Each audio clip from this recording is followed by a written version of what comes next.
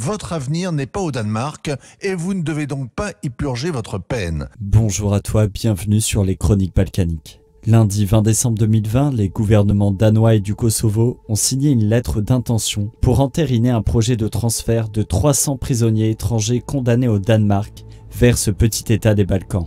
Les termes du pré-contrat sont les suivants.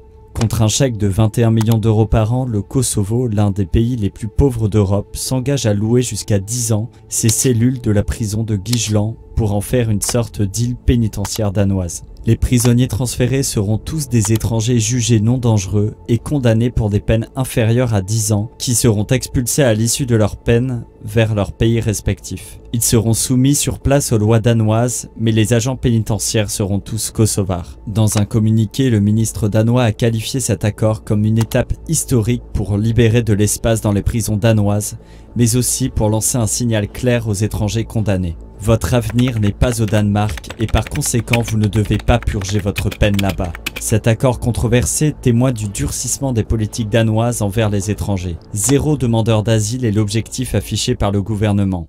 Someone is looking for you. Who? Authorities? I don't think so.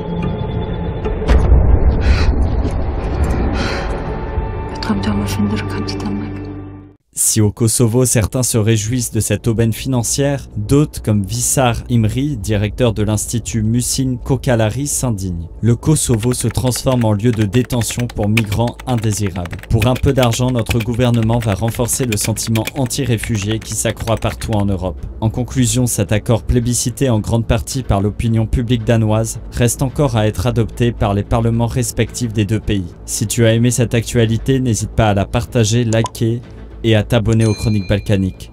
À la semaine prochaine.